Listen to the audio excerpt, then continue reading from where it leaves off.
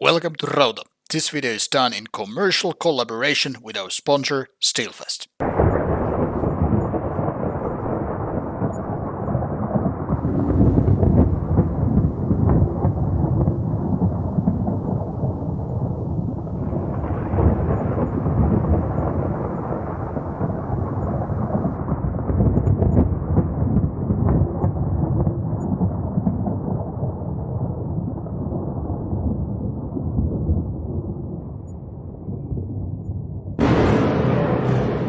Hello, what's up people? It's Jerry and Rauta's Underground Trio episode whatever. Now this time once again we have here an Underground Trio, 3 different bands from 3 different genres, specializing in 3 different directions or styles of metal music. And this time it's very black metal oriented, which seems to be the case so often with the review albums I've been sent to. Now, as with the Underground Trio format, we'll go through these videos on these releases, in an order that is, in my opinion, worst to best. Now, mind you, with this video, there are no big mistakes. That is, no really bad ones, but not really great ones either. So it's more from somewhat weaker to somewhat better, but kind of avoiding the extremities in so many ways. Without further ado, let's first head to Germany with this band called Skarntyde. This is a peculiar case because this band started in 2019 roughly. Features 2 guys from Germany, obviously, German dudes, playing black metal, which is not only in style but also language used very Nordic. It's almost like those 1990s bands from Central or East Europe, which were like trying to look like and sound like so badly Norwegian or Swedish bands that they might have, Norwegian flag as a cloak all over their shoulders, having Viking helmets and whatever, and it was like, really guys here from, I don't know, Czech Republic or something, and you are pushing Norwegian thing here, like some kind of wannabe Vikings or people LARPing as such. Now, I thought these days were over and no band would be just kind of emulating or LARPing Norwegian or Swedish bands, or whatever, Danish. But the point here is the kind of Viking thing and using the language given. But I guess I was wrong because, in my opinion, Skarntyde is exactly that. German guys LARPing Norwegian. Now, obviously, I don't know if they handle the language, if they're fluent with that, if they have roots in a given country. So maybe they are forgiven or justified to use given language, but can't help it. It just sounds like wrong and weird because I mean, what's wrong with the Teutonic Germanian, Bavaria, whatever kind of culture? These guys, for example, being from Bavaria, why not just you use that culture and that language? But who I am to judge? I'm here to talk about the music, but I guess these kind of goofy or weird elements are worth pointing out. So this is a man that has out one album before this EP, which indeed doesn't really have a German or English title for that matter, but Da gråt, jordens ruiner. And this is an MCD with some 25 minutes and 3 tracks.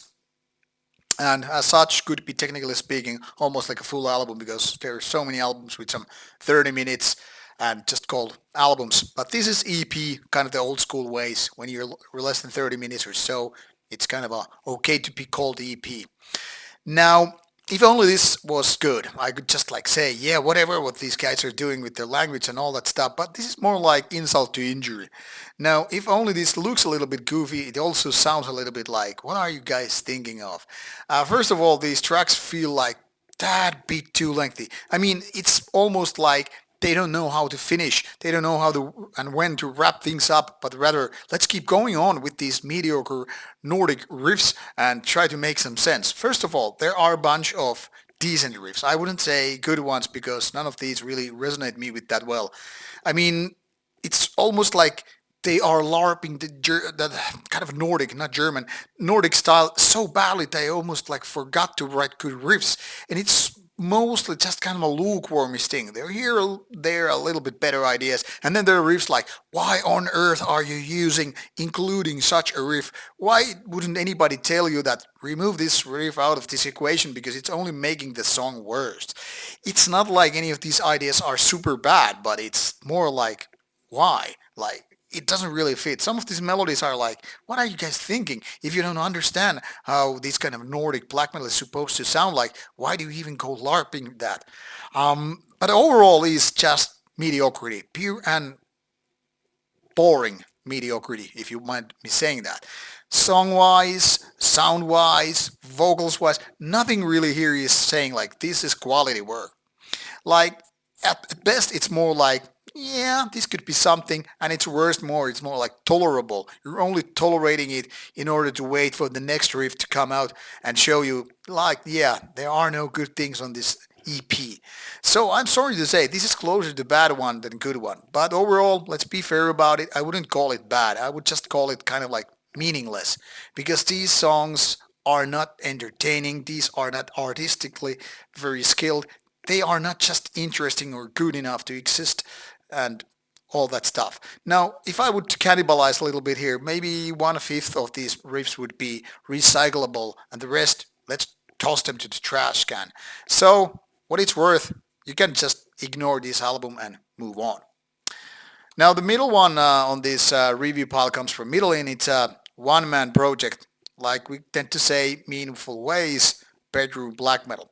Now, the good thing with Kolossus first album, the debut album, The Line of the Border, which sounds goofy as hell as a title, is that it sounds rather good. I mean, when it comes to the production, the overall sound, different instruments and all that stuff, it's clear this is pretty pro-made.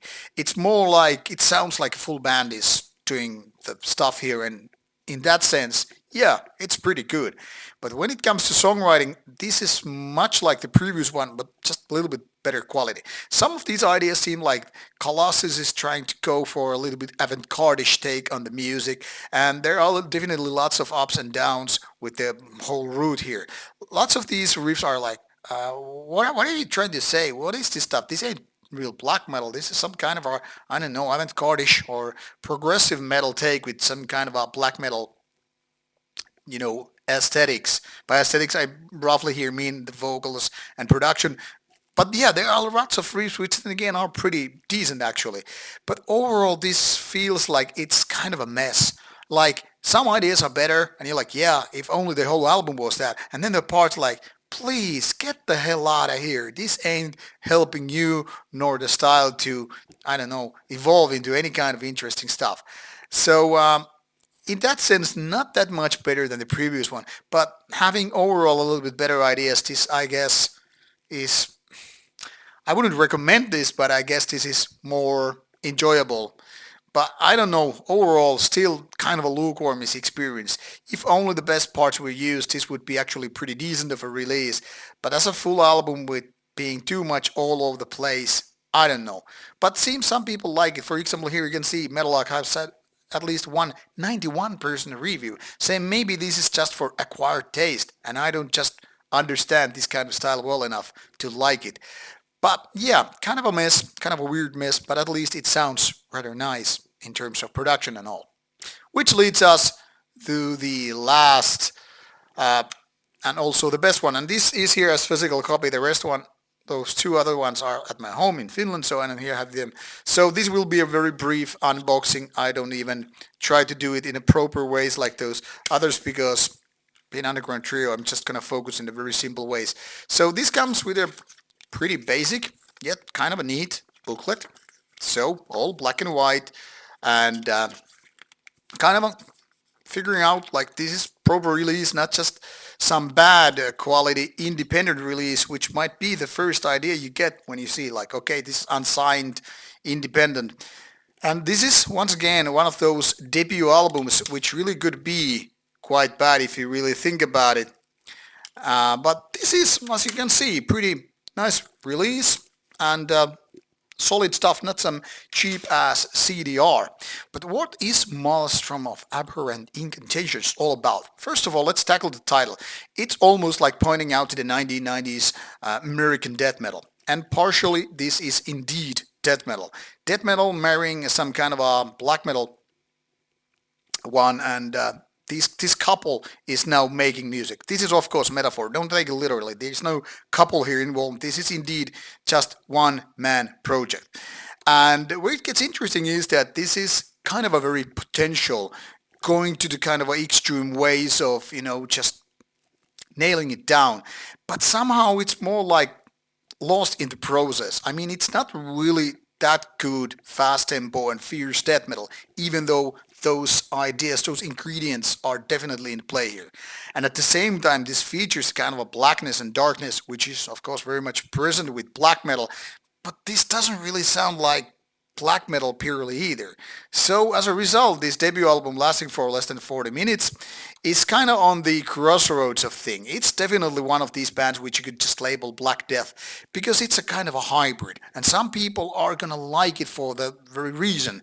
It's taking the best of both worlds, unless you see the world in a little bit different angle, and in my case it's more like compromising both ones. It's not proper death metal, it's not proper black metal, but it's just taking pieces and ingredient parts from either genres and styles and blending it as known. So maybe this is kind of an acquired taste kind of a thing. The people who put pineapple as a pizza and say it's fantastic when the sweetness is combined with saltiness. And then there are those people who say like, get the hell out of here. It's a horrible combination. So it's almost like this weird ass drink. Some people will love it and some people won't. That's what Hamvak is all about with the debut album. Now, I think this German guy has actually quite a bit of talent behind the whole process and project, which means the next album, given enough time and focus and love and attention and whatever, this really could be something else. But here, it's more like basically where Behemoth and the likes are failing. Not be able to do either of the extreme metal sides properly, and as a result it just gets a little bit weird. But this is my take, and even with that, however, this is the best of the pile. So if there is one band I can recommend out of this trio, it's definitely Hamvak. So there you have it. Links are provided in the description box, so check them out or use your favorite googling services, googling searching tools I was meant to say, and check it out. You will find these in digital format as well as physical ones. So what are you waiting for? Check out the bands in question if you feel like they're your cup of tea, and if they are not, well, move on and wait for the next review video to give it some more ideas for you what to listen. Take care, and see you soon with more reviews coming your way. Bye bye.